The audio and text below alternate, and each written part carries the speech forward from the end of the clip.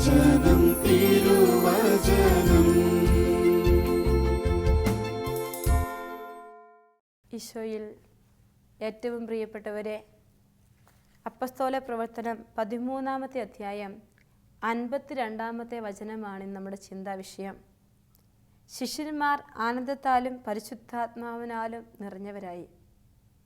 ശിഷ്യന്മാർ ആനന്ദത്താലും പരിശുദ്ധാത്മാവിലും നിറഞ്ഞവരായി എന്ന് വചനം നാം വായിക്കുമ്പോൾ ഒരു ക്രിസ്തു ശിഷ്യൻ്റെ നിറവ് എന്തിലിരിക്കുന്നുവെന്ന് ഈ വചനം നമ്മെ പഠിപ്പിക്കുന്നുണ്ട്. ആനന്ദം കൊണ്ടും പരിശുദ്ധാത്മാവ് കൊണ്ടും. ഒരു വ്യക്തിയിൽ ആനന്ദം നിറയണമെങ്കിൽ അവനിൽ പരിശുദ്ധാത്മാവ് നിറയണം. അവനിൽ പരിശുദ്ധാത്മാവ് നിറയുമ്പോൾ അവന് ലഭിക്കുന്ന അനുഗ്രഹമാണ് ആനന്ദം എന്ന് പറയുന്നത്. എൻ്റെയും നിങ്ങളുടെയും ജീവിതത്തിൽ ഏറ്റവും വലിയ ലക്ഷ്യമെന്ന് പറയുക ദൈവത്തെ പ്രസാദിപ്പിക്കുക, ദൈവത്തെ സ്നേഹിക്കുക, ദൈവത്തിന് വേണ്ടി സഹിക്കുക എന്നത് തന്നെയാണ്. നാം ചെറുപ്പം മുതലേ പഠിച്ച് ധ്യാനിച്ച് പ്രാർത്ഥിച്ചു വന്ന കാര്യം തന്നെയാണ് അവിടുത്തെ പ്രസാദിപ്പിക്കണം, അവിടുത്തെ സ്നേഹിക്കണം, അവിടുത്തേക്ക് വേണ്ടി സഹിക്കണമെന്ന്.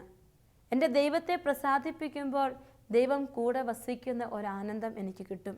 എൻ്റെ ദൈവത്തെ സ്നേഹിക്കുമ്പോൾ ദൈവം എന്നിൽ നിറഞ്ഞു നിൽക്കുന്ന ഒരനുഭവം എൻ്റെ ഉള്ളിലുണ്ടാകും. എൻ്റെ ഉള്ളിൽ ഞാൻ സ്നേഹമായി മാറുന്ന ഒരവസ്ഥയിലേക്ക് വരും. ദൈവത്തിന് വേണ്ടി സഹിക്കുമ്പോഴാണ് എൻ്റെ ഉള്ളിൽ പരിശുദ്ധാത്മാവ് നൽകുന്ന ആനന്ദം നിറവേറുന്നത്.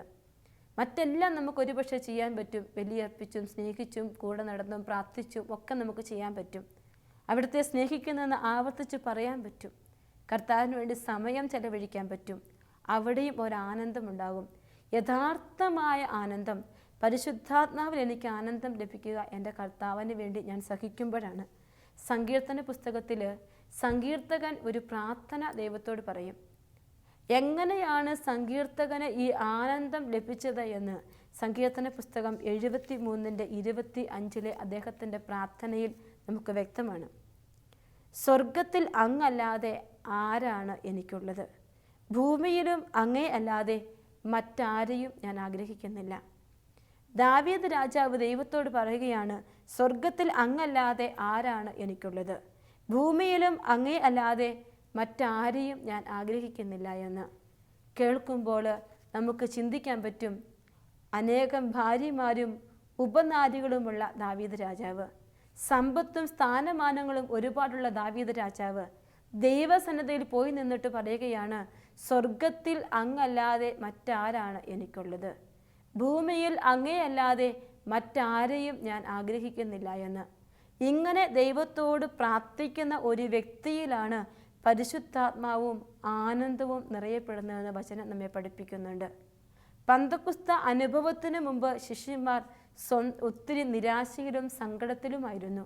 ഒന്നും ചെയ്യാൻ പറ്റാതെ യാന്ത്രികമായി ജീവിക്കുന്നവരായിരുന്നു. ഈശോയുടെ മരണശേഷം പഴയ പണിയിലേക്ക് പോയവരായിരുന്നു. എന്നാൽ അപ്പസ്തോല പ്രവർത്തനം 2-ാമത്തെ അധ്യായം 1 മുതൽ 5 വരെ വചനങ്ങളിൽ പന്തക്കുസ്ത ദിനം സമാഗതമായപ്പോൾ, അവർ ഒരുമിച്ചിരുന്നപ്പോൾ, കൊടുങ്കാറ്റടിച്ചപ്പോൾ, അഗ്നിനാവുകളായ രൂപത്തിൽ തങ്ങളുടെ ശിരസ്സിന്മേൽ പരിശുദ്ധാത്മാവ് വന്നപ്പോൾ അവരുടെ ജീവിതത്തിൽ ആനന്ദമുണ്ടായി. അവർ പരിശുദ്ധാത്മാവ് നിറഞ്ഞവരായെന്ന് നമുക്കറിയാം. ഈ സങ്കീർത്തകൻ്റെ ജീവിതത്തിൽ ഈ പരിശുദ്ധാത്മാവ് നിറഞ്ഞ ഒരു അനുഭവമുണ്ട് അദ്ദേഹത്തിന്. അതുകൊണ്ട് തന്നെ അദ്ദേഹം തമ്പുരാൻ്റെ സന്നിധിയിൽ 51-ാമത്തെ സങ്കീർത്തനത്തിൽ നമ്മൾ വായിച്ച് പ്രാർത്ഥിക്കുമ്പോൾ അദ്ദേഹം ഇങ്ങനെ പ്രാർത്ഥിക്കും: അങ്ങയുടെ ആ സന്നിധിയിൽ നിന്ന് എന്നെ തള്ളിക്കളയരുതേ, അങ്ങയുടെ പരിശുദ്ധാത്മാവിനെ എന്നിൽ നിന്ന് എടുത്തു കളയരുതേ. സങ്കീർത്തനം 51:11 അദ്ദേഹത്തിൻ്റെ പ്രാർത്ഥന ഇങ്ങനെയാണ്: അങ്ങയുടെ സന്നിധിയിൽ നിന്ന് എന്നെ തള്ളിക്കളയരുതേ, അങ്ങയുടെ പരിശുദ്ധാത്മാവിനെ എന്നിൽ നിന്ന് എടുത്തു കളയരുതേ എന്ന്. തൻ്റെ ഉള്ളിൽ വസിക്കുന്ന പരിശുദ്ധാത്മാവ് നിറഞ്ഞു നിൽക്കുന്ന ഒരു വ്യക്തിക്ക് മാത്രമേ, കർത്താവേ, എനിക്ക് അങ്ങല്ലാതെ മറ്റാരാ ഉള്ളത്? ഭൂമിയിൽ അങ്ങേയല്ലാതെ മറ്റാരെയും ഞാൻ ആഗ്രഹിക്കുന്നില്ല. ദൈവമേ, നീ മാത്രമാണ് എനിക്ക് എന്ന് പറയാനായിട്ട് പറ്റൂ. അങ്ങനെ പ്രാർത്ഥിച്ച സങ്കീർത്തകനാണ് സങ്കീർത്തന പുസ്തകം 73:28 വചനം പറയുക: എന്നാൽ ദൈവത്തോട് ചേർന്ന് നിൽക്കുന്നതാണ് എൻ്റെ ആനന്ദം. ദൈവമായ കർത്താവിനെ ഞാൻ അഭയം പ്രാപിച്ചിരിക്കുന്നു, അവിടുത്തെ പ്രവൃത്തികളെ ഞാൻ പ്രഘോഷിക്കുമെന്ന്. ദൈവത്തോട് ചേർന്ന് നിൽക്കുന്നതാണ് അതിൻ്റെ ജീവിതത്തിൻ്റെ ആനന്ദം എന്ന് പറഞ്ഞിട്ട് അത് എങ്ങനെയൊക്കെയാണ് ആനന്ദം കിട്ടുന്നതെന്ന് അടുത്ത വചനങ്ങളിൽ പറയുകയാണ്: ഞാൻ അവിടുത്തെ അഭയം പ്രാപിച്ചിരിക്കുകയാണ്, ഞാൻ അവിടുത്തെ പ്രവൃത്തികളെ പ്രഘോഷിക്കുകയാണ്. ഈ 2 കാര്യങ്ങൾ കൊണ്ടാണ് എൻ്റെ ഉള്ളിൽ ആനന്ദം നിറഞ്ഞിരിക്കുന്നത് എന്ന്.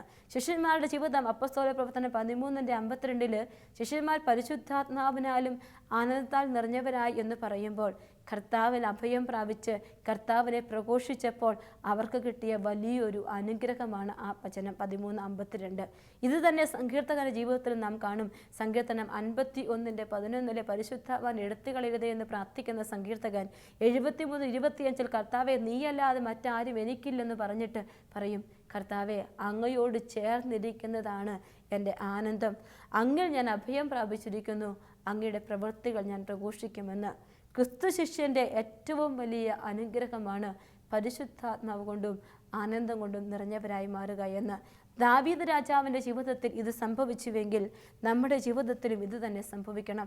സങ്കീർത്തന പുസ്തകം നാം പല അധ്യായങ്ങളിലും മാറി മാറി വായിക്കുമ്പോൾ ഈ ഒരു അനുഭവത്തിലേക്ക് നമുക്ക് കടന്നു പോകാൻ പറ്റും. ഉൽപ്പത്തി പുസ്തകത്തിൽ കർത്താവ് ആദത്തെയും ഹവ്വായെയും സൃഷ്ടിച്ചിട്ട് ഏദൻ തോട്ടത്തിലാക്കിയപ്പോൾ തിന്നരുതെന്ന് പറയുന്ന പഴത്തിൻ്റെ വൃക്ഷം തിന്നാനായിട്ട് ഹവ്വ അങ്ങോട്ട് ചെന്നപ്പോൾ അത് കണ്ട് പഴം കണ്ട് സന്തോഷിക്കുന്ന ഒരു ആദത്തെയും ഹവ്വായെയും നമുക്കറിയാം, നാം കേട്ടിട്ടുണ്ട്. ആ പഴം കണ്ട് സന്തോഷത്തോടെ അതിനെ പറിച്ചെടുക്കുന്ന ഒരു ഹവ്വായുണ്ട് നമുക്ക് മുമ്പിൽ. പക്ഷെ ഈ പഴം ഒരു നിമിഷ നേരത്തെ സന്തോഷം മാത്രം അവർക്ക് കൊടുത്തു. അത് താൽക്കാലിക സന്തോഷം മാത്രം കൊടുത്തിട്ട് പിന്നെ ആ സന്തോഷം അവരുടെ ജീവിതത്തിൽ നിന്ന് എന്നേക്കുമായി എടുക്കപ്പെടുകയാണ് ചെയ്തത്. നശ്വരമായ പല കാര്യങ്ങളും നമുക്ക് ചിലപ്പോൾ സന്തോഷം തരും. ആരുടെയെങ്കിലുമൊക്കെ പ്രത്യേകമായ കരുതലും സ്നേഹവും കിട്ടുമ്പോൾ ഒരു സന്തോഷം കിട്ടും. ആരെങ്കിലും നമ്മെ ഒന്ന് പരിഗണിക്കുമ്പോൾ ഒരു സന്തോഷം കിട്ടും. കുറച്ചുകൂടി സാമ്പത്തിക അഭിവൃദ്ധി കിട്ടുമ്പോൾ ഒരു സന്തോഷം കിട്ടും. ആ സന്തോഷത്തെക്കുറിച്ചല്ല സങ്കീർത്തകൻ പറയുക. നീ മാത്രം ദൈവമായിരിക്കുമ്പോൾ, നിന്നിൽ അഭയം പ്രാപിക്കുമ്പോൾ, നിന്നെക്കുറിച്ച് പ്രഘോഷിക്കുമ്പോൾ എനിക്ക് കിട്ടുന്ന ഒരു ആനന്ദമുണ്ടല്ലോ, അതാണ് യഥാർത്ഥ ആനന്ദമെന്ന്. ശിഷ്യന്മാർക്ക് സാമ്പത്തികമായി വലിയ സമ്പാദ്യങ്ങളോ ഒന്നുമില്ല. പക്ഷെ ഈശോയെ പ്രഘോഷിച്ച് ഇട്ട ഉടുപ്പും മാത്രം ധരിച്ച് അവർ മുന്നോട്ട് പോകുമ്പോൾ അവർക്കൊരാനന്ദമുണ്ടെന്ന് വചനം നമ്മെ പഠിപ്പിച്ചിട്ടുണ്ട്. അങ്ങനെയെങ്കിൽ ക്രിസ്ത്യാനികളായി ഈ ഭൂമിയിൽ നാം ജീവിക്കുമ്പോൾ എൻ്റെ ആനന്ദം ഏതിൻ്റെ ബേസിലാണ്, എവിടെയാണ് ഞാൻ ഉറപ്പിച്ചിരിക്കുന്നത് നാം ചിന്തിക്കണം. ലൂക്കായുടെ സുവിശേഷം 21-ാമത്തെ അധ്യായത്തിൽ 1 മുതലുള്ള വചനങ്ങളിൽ നാം കാണും ഒരു വ്യക്തിയുടെ കാണിക്കയെക്കുറിച്ച്. ഒരു വ്യക്തി കാണിക്കയിടുന്നതാണ്, വിധവയുടെ കാണിക്കയെക്കുറിച്ച് അവിടെ പറയുമ്പോൾ 21-ാമത്തെ അധ്യായം. എല്ലാവരും വന്ന് കാണിക്കയിടാൻ വന്നിരിക്കുകയാണ്. കാണിക്കയിടാൻ വന്ന് 1 മുതൽ 4 വരെ വചനങ്ങളിൽ അവൻ കണ്ണുകൾ ഉയർത്തി നോക്കിയപ്പോൾ ധനികർ ദേവാലയ ഭണ്ഡാരത്തിൽ നേർച്ചയിടുന്നത് കണ്ടു. ദരിദ്രയായ ഒരു വിധവ 2 ചെമ്പുതൊട്ടുകൾ ഇടുന്നതും അവൻ കണ്ടു. അവൻ പറഞ്ഞു, ദരിദ്രയായ വിധവ മറ്റെല്ലാവരെക്കാൾ കൂടുതൽ നിക്ഷേപിച്ചിരിക്കുന്നു എന്ന്. പ്രിയപ്പെട്ടവരെ, ഈശോ അവിടെ ഇരുന്ന് നോക്കുമ്പോൾ ധനികർ കുറേ പേര് വന്നിട്ട് നേർച്ചയിടുന്നത് കണ്ടു. ചുമ്മാ ഇട്ടതേയുള്ളൂ. അവരെ നേർച്ചയിടുന്നതായി കുറച്ച് കാര്യങ്ങൾ വെച്ചു കൊടുത്തു, കുറച്ച് കൈക്കൊണ്ടായിരുന്നു കുറച്ച് കാര്യങ്ങൾ കൊടുത്തതായിട്ട് കണ്ടു. എന്നാൽ ദരിദ്രയായ വിധവ ചെമ്പുതൊട്ടുകൾ അവിടെ ഇട്ടു വെച്ചിരിക്കുന്നതും കണ്ടു. ഇതിനെക്കുറിച്ച് വചനം പറയുമ്പോൾ ഈശോ പറയുന്നൊരു കാര്യമുണ്ട്. ദരിദ്രയായി വിധവ മറ്റെല്ലാവരെക്കാൾ കൂടുതൽ നിക്ഷേപിച്ചിരിക്കുന്നു എന്നൊരു ഈശോ പറയും. എന്ന് സത്യവാൻ ഞങ്ങളോട് പറയുന്നു. എന്തെന്നാൽ അവരെല്ലാവരും തങ്ങളുടെ സമൃദ്ധിയിൽ നിന്ന് സംഭാവന ചെയ്തുവെന്ന്. സംഭാവനയും നിക്ഷേപവും തമ്മിൽ വ്യത്യാസമുണ്ട്. സംഭാവന എന്ന് പറയുമ്പോൾ ഞാൻ ഒരാൾക്ക് കുറച്ച് പൈസ കൊടുത്ത് സംഭാവന ചെയ്താൽ ഒരു റെസിപ്റ്റാണ് എനിക്ക് പകരം കിട്ടുക. എന്നാൽ ഞാൻ എവിടെയെങ്കിലും കാശ് കൊണ്ടുപോയി റിപ്പോസിറ്റ് ചെയ്താൽ അതെനിക്ക് അതേപടി പലിശയോടുകൂടി തിരിച്ചു കിട്ടുമെന്ന് നമുക്കറിയാം. പ്രിയപ്പെട്ടവരെ, ആനന്ദം വരുന്നത് ഭൗതിക കാര്യങ്ങളിലല്ല, കർത്താവിൽ ഹൃദയം നിക്ഷേപിച്ച് കഴിയുമ്പോഴാണ്. കർത്താവെ കുറച്ച് കാലത്തേക്ക് നിനക്ക് വേണ്ടി ഞാൻ ജീവിക്കാം, എനിക്ക് സമയം കിട്ടുമ്പോൾ ഞാൻ ചെയ്യാമെന്ന് പറഞ്ഞാൽ അത് സംഭാവന ഇടുന്ന വ്യക്തികളുടെ പ്രത്യേകതയാണ്. കുറച്ചു കാലം ഞാൻ ഈശോയ്ക്ക് വേണ്ടി പള്ളിയിലും പോയി കാര്യങ്ങൾ നടക്കാൻ ജീവിച്ചാൽ ആളുകൾ പറയും അവൻ നല്ലൊരു ക്രിസ്ത്യാനിയാണെന്ന്. ആ ഒരു പേര് മാത്രമേ നിനക്ക് കിട്ടുകയുള്ളൂ. നിനക്ക് സ്വർഗത്തിലൊന്നും നിക്ഷേപിക്കാൻ പറ്റില്ല. എന്നാൽ വിധവയെപ്പോലെ പൂർണ്ണ ഹൃദയത്തോടെ ദാവീദ് രാജാവൻ അനേകർ സ്വന്തമായിട്ടുണ്ടായിട്ടും സമ്പത്തും വലിയ മഹിമയുണ്ടായിട്ടും അവൻ കർത്താവിൻ്റെ മുമ്പിൽ നീ എനിക്ക് എല്ലാം എന്ന് ഉള്ളു തുറന്ന് പറഞ്ഞപ്പോൾ ഒരാനന്ദം കിട്ടിയില്ലേ? എൻ്റെയും നിങ്ങളുടെയും ആനന്ദം വിധവ നിക്ഷേപിച്ചതുപോലെ കർത്താവിൻ്റെ ഹൃദയത്തിൽ സ്വയം മുഴുവനായി നിക്ഷേപിക്കുമ്പോൾ ഈശോ തരുന്നൊരാനന്ദമാണ്. ആ ഈ ആനന്ദത്തിലേക്കാണ് ഈശോ നമ്മെ വിളിക്കുന്നത്. ആ ഒരു കൃപയിലേക്ക് ഈശോ നമ്മെ വിളിക്കുന്നത്. ഈശോയിൽ ആനന്ദിച്ചവരാ വിശുദ്ധരല്ല, ഈശോയിൽ സന്തോഷിച്ചവരാ എല്ലാ വിശുദ്ധരും. ഈശോയ്ക്ക് വേണ്ടി സഹിക്കുന്നത് സന്തോഷിച്ചവരാ പരിശുദ്ധ അമ്മയും. ഈശോയ്ക്ക് വേണ്ടി ഈശോയിൽ ആനന്ദിച്ചവളാ ജീവിതത്തിൻ്റെ സഹനങ്ങളിൽ. അമ്മയുടെയൊക്കെ ജീവിതം എടുത്തു നോക്കിയാൽ, വിശുദ്ധരുടെയൊക്കെ ജീവിതം നോക്കുമ്പോൾ ഭൗതികമായി നമുക്കൊക്കെ തോന്നും മണ്ടത്തരങ്ങൾ. ഒത്തിരി വിശുദ്ധരുടെ ജീവിതത്തിൽ മണ്ടത്തരങ്ങളാണ്. കിട്ടാമെന്ന എല്ലാ സുഖ സൗകര്യങ്ങളും വേണ്ടെന്ന് വെച്ചിട്ട് കർത്താവിന് വേണ്ടി തൻ്റെ കാൽപാദങ്ങൾ പൊള്ളിച്ചു മുഖം വികൃതമാക്കാൻ ശ്രമിച്ച അല്പോത്സാമിയൊക്കെ നോക്കി നിൽക്കുമ്പോൾ നമുക്ക് തോന്നും മണ്ടത്തരമെന്ന്. പക്ഷേ കാല് പൊള്ളിച്ചപ്പോൾ അല്പോത്സാമിക്ക് അതൊരു ആനന്ദമായിരുന്നു. നമ്മുടെ ജീവിതത്തിൽ ഈശോയ്ക്ക് വേണ്ടി എന്തെങ്കിലും ചെയ്യുമ്പോഴാണ് ക്രിസ്തു ശിഷ്യർ ആനന്ദിക്കേണ്ടതെന്ന് കർത്താവ് നമ്മെ പഠിപ്പിക്കുന്നുണ്ട്. സങ്കീർത്തന പുസ്തകം 4-ാമത്തെ അധ്യായത്തിൽ 7-ാമത്തെ വചനത്തിൽ ഒരു കാര്യം പറയും. ക്രിസ്തു ശിഷ്യൻ്റെ ആനന്ദം എവിടെ എത്തി നിൽക്കണമെന്ന് വചനം ഇതാ പറയുന്നത്: ധാന്യത്തിൻ്റെയും വീഞ്ഞിൻ്റെയും സമൃദ്ധിയിൽ അവർക്കുണ്ടായതിലേറെ ആനന്ദം എൻ്റെ ഹൃദയത്തിൽ അങ്ങ് നിക്ഷേപിച്ചിരിക്കുന്നു. ധാന്യം കുറേ സമ്പത്തുകൾ കൂട്ടിവെച്ചപ്പോൾ അന്ന് ഒരു ഫോഷനായ ധനികൻ ഒത്തിരി സമ്പത്ത് ധാന്യം വിളഞ്ഞപ്പോൾ അവൻ അറപ്പുരകൾ ഉണ്ടാക്കി ധാന്യമെല്ലാം ശേഖരിച്ച് വെച്ചിട്ട് സന്തോഷത്തോടെ പറഞ്ഞു, തിന്നുകുടിച്ച് ആഹ്ലാദിക്ക്. നിമിഷ നേരത്തെ ആനന്ദമാണ്. ആ ആനന്ദമല്ല, ആ വീഞ്ഞിൻ്റെ സമൃദ്ധിയല്ല, അതിലേറെ ആനന്ദം എൻ്റെ ദൈവം എൻ്റെ ഹൃദയത്തിൽ നിക്ഷേപിച്ചിരിക്കുന്നെന്ന് സങ്കീർത്തനൻ പറയുക. അങ്ങനെ അന്ന് ആ രാത്രി ഫോഷൻ ഉറങ്ങാൻ പറ്റിയില്ല. എന്നാൽ ഇവിടെ സങ്കീർത്തന പുസ്തകം 4-ാമത്തെ അധ്യായം 8-ാമത്തെ വചനത്തിൽ പറയും, ഞാൻ പ്രശാന്തമായി കിടന്നുറങ്ങും. എന്തെന്നാൽ കർത്താവെ അങ്ങ് തന്നെയാണ് എനിക്ക് സുരക്ഷിതത്വം നൽകുന്നത് എന്ന്. കർത്താവിൽ ആനന്ദിക്കുന്ന വ്യക്തിയുടെ ജീവിതത്തെക്കുറിച്ചാണ് വചനം നമ്മെ പഠിപ്പിക്കുന്നത്. അങ്ങനെയെങ്കിൽ എൻ്റെ ആനന്ദം യേശുവിൻ്റെ വചനത്തിലൊരു ആനന്ദമായി മാറണം. ഒന്നാമത് യേശുവിന് വേണ്ടി സഹിക്കുമ്പോൾ എനിക്കൊരാനന്ദമുണ്ടാവണം. രണ്ടാമത് യേശുവിനെ പ്രഘോഷിക്കുമ്പോൾ എനിക്കൊരാനന്ദമുണ്ടാവണം. മൂന്നാമത് യേശുവിന് മുഴുവനായി കൊടുക്കുമ്പോൾ, യേശുവിൻ്റെ കൂടെ ഇരിക്കുമ്പോൾ, അങ്ങയോട് ചേർന്നിരിക്കുമ്പോൾ എനിക്കൊരാനന്ദമുണ്ടാകണം. 4-ാമത്തെ ആനന്ദം എന്ന് പറയുക കർത്താവിൻ്റെ നിയമത്തിലുള്ള ആനന്ദമാണ്. സങ്കീർത്തന പുസ്തകം 1-ാമത്തെ അധ്യായം 2-ാമത്തെ വചനത്തിൽ അവൻ്റെ ആനന്ദം കർത്താവിൻ്റെ നിയമത്തിലാണ്. രാവും പകലും അവൻ അതിനെക്കുറിച്ച് ധ്യാനിക്കുന്നു. നീർച്ചാലിനരികെ നട്ടതും യഥാകാലം ഫലം തരുന്നതും ഇല കൊഴിയാത്തതുമായ വൃക്ഷം പോലെയാണ് അവൻ. അവൻ്റെ പ്രവൃത്തികൾ സഫലമാകുന്നുവെന്ന് വചനം എഴുതിയിട്ടുണ്ട്. അവൻ്റെ ആനന്ദം കർത്താവിൻ്റെ നിയമത്തിലാണ്. രാവും പകലും അവൻ അതിനെക്കുറിച്ച് ധ്യാനിക്കുന്നു.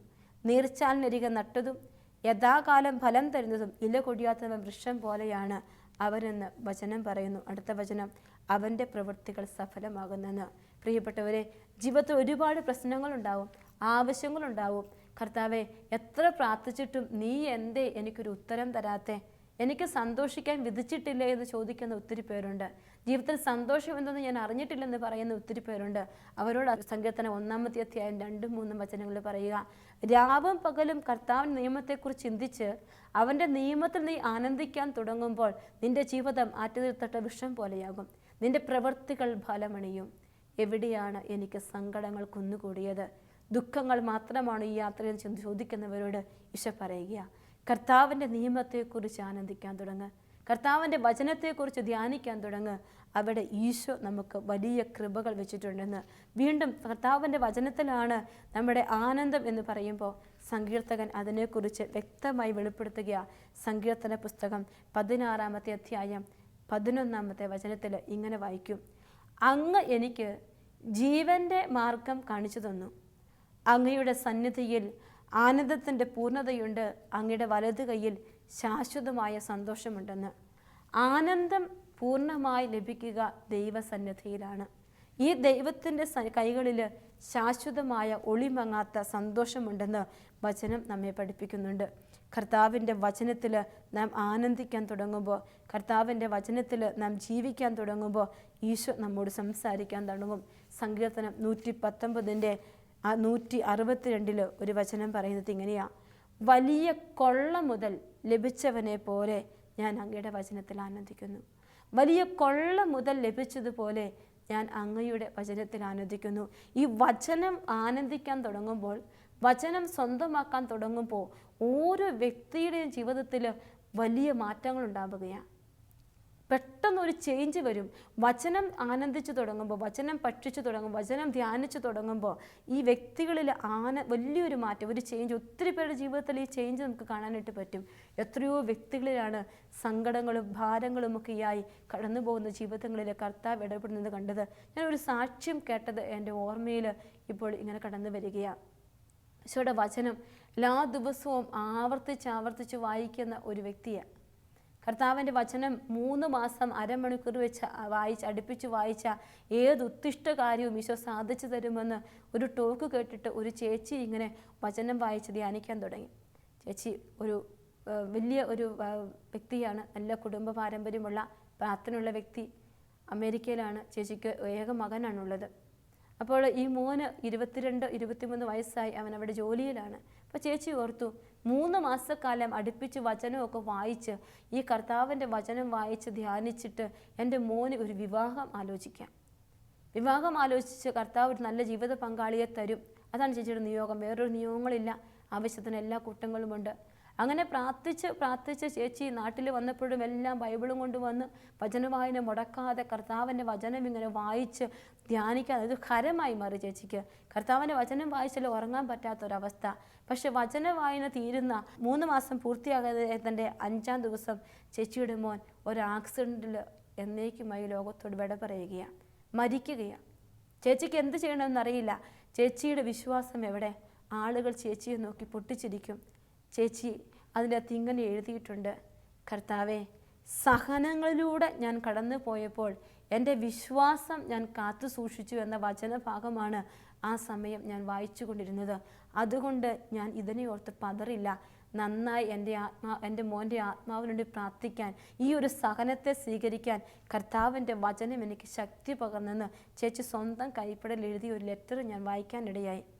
പ്രിയപ്പെട്ടവരെ, നമ്മുടെയൊക്കെ ആനന്ദം ഇങ്ങനെയുള്ള ആനന്ദമായി മാറണം. ജീവിതത്തിൽ സഹനങ്ങൾ വരുമ്പോൾ പതറാതെ പിടിച്ചു നിന്ന് എൻ്റെ കർത്താവിൻ്റെ വചനത്തിലേക്ക് നോക്കി, കർത്താവെ, നിന്നോട് ചേർന്നിരിക്കുന്നതായി എൻ്റെ ആനന്ദമെന്ന് പറയാൻ. മറ്റൊന്നുമല്ല, പ്രിയപ്പെട്ടവരും ഉറ്റവരും ഉടയവരും സമ്പത്തുമൊക്കെ നഷ്ടപ്പെട്ടാലും കർത്താവിനോട് ചേർന്നിരിക്കുന്നതായി എൻ്റെ ആനന്ദം, എൻ്റെ കർത്താവിൻ്റെ വചനം ധ്യാനിക്കുന്നതായി എൻ്റെ ആനന്ദം. അങ്ങനെ പറയാൻ പറ്റിയ അത് വലിയൊരു കാര്യമാണ്. നമ്മൾ ശിഷ്യന്മാർ സന്തോഷിച്ചത് അങ്ങനെയല്ലേ? കാരാഗ്രഹത്തിൽ അവരെ പൂട്ടിയിട്ടിരിക്കുക, കാരാഗ്രഹത്തിൽ ചങ്ങല കൊണ്ട് ബന്ധിക്കപ്പെട്ട് കിടക്കുകയാണ്. അപ്പോൾ അവരെന്ത് ചെയ്തു? രാത്രിയിൽ പൗലോസും സീലാസും ചങ്ങലകളെ ബന്ധിക്കപ്പെട്ട് കിടക്കുമ്പോൾ കരയുവല്ല ചെയ്തേ. എഴുന്നേറ്റ ആനന്ദം, ഉള്ളിൽ നിറഞ്ഞു നിൽക്കുന്ന ആനന്ദം, കർത്താവിന് വേണ്ടി ജീവിക്കുന്നതിൻ്റെ ആനന്ദം പുറത്തേക്ക് അണപൊട്ടി ഒഴുകാൻ തുടങ്ങി. അവർ കർത്താവിനെ ചങ്ങലയാൽ ബന്ധിക്കപ്പെട്ട കൈകളിങ്ങനെ കൂട്ടിച്ചേർത്ത് ആഞ്ഞടിച്ച് കർത്താവിനെ സ്തുതിക്കാൻ തുടങ്ങി. അവർ പോലും അറിയാതെ സ്തുതിച്ചപ്പോൾ അടുത്ത് കിടന്ന കാരാഗ്രഹവാസികളും കർത്താവിനെ സ്തുതിക്കാൻ തുടങ്ങിയപ്പോൾ അവിടേക്ക് ദൈവശക്തി ഇറങ്ങി വന്നു. ചങ്ങലകൾ പൊട്ടി, കാരാഗ്രഹവാതിലുകൾ തുറക്കപ്പെട്ടു, അവർ പുറത്തേക്ക് ആനയിക്കപ്പെട്ടു. ആനന്ദം ഉള്ളിലിരിക്കുന്ന കർത്താവിനോട് കൂടെ ജീവിക്കുമ്പോഴാണ്. അവങ്ങനെ ആനന്ദിച്ച് ജീവിക്കുമ്പോൾ പ്രതിസന്ധികളിൽ ഇറങ്ങി വരുന്നൊരു ദൈവത്തെ നമുക്ക് കാണാൻ പറ്റും. നമ്മുടെ ജീവിതം ഈ വചനത്തിന് വേണ്ടി വലിയ കൊള്ളം മുതൽ കണ്ടെത്തുമ്പോൾ കിട്ടുന്ന ഒരു ആനന്ദത്തിലേക്ക് മാറ്റാൻ തുടങ്ങുമ്പോൾ ഈശോ നമ്മളെ അനുഗ്രഹിക്കും. ആനന്ദം കൊണ്ടും അഭിഷേകം കൊണ്ടും നിറയുന്ന വ്യക്തികളായിട്ട് നമുക്ക് മാറാനായിട്ട് പറ്റും. സങ്കീർത്തന പുസ്തകം 85:6 ഒരു വചനമുണ്ട്. സങ്കീർത്തന പുസ്തകം 85:6 ഇങ്ങനെ പറയും, അങ്ങയുടെ ജനം അങ്ങയിൽ ആനന്ദിക്കേണ്ടതിന് ഞങ്ങൾക്ക് നവജീവൻ നൽകണമെന്ന്. പ്രിയപ്പെട്ടവരെ, ആനന്ദം എനിക്ക് നഷ്ടപ്പെട്ടു പോയിട്ടുണ്ടെങ്കിൽ എൻ്റെ ഉള്ളിലൊരു കൃപ നഷ്ടപ്പെട്ടിട്ടുണ്ട്. എവിടെയൊക്കെയോ എനിക്ക് ജീവൻ നഷ്ടപ്പെട്ടു പോയിട്ടുണ്ട്. അധർമ്മം വർദ്ധിക്കുന്നതിനാൽ സ്നേഹം തണുത്തുറഞ്ഞു പോകുന്നുവെന്ന് മത്തായിയുടെ സുവിശേഷം 25-ാമത്തെ അധ്യായത്തിൽ നാം വായിക്കുന്നുണ്ട്. അപ്പോൾ സ്നേഹം തണുത്തുറഞ്ഞ് ജീവൻ പോയി മരവിച്ച ഒരവസ്ഥയിലാണ് ഞാനെങ്കിൽ എൻ്റെ ഉള്ളിൽ ആനന്ദമില്ല. എനിക്ക് ആനന്ദം തിരിച്ചു കിട്ടണമെങ്കിൽ എനിക്ക് ഈ ജീവൻ വീണ്ടെടുക്കണം. അപ്പോൾ എനിക്ക് എൻ്റെ ജീവിതത്തിൽ പാപം വന്നിട്ടാണ് ആനന്ദം നഷ്ടപ്പെട്ടു പോയിട്ടുള്ളത് എങ്കിൽ ഞാൻ ആനന്ദം തിരിച്ചു പിടിക്കണം.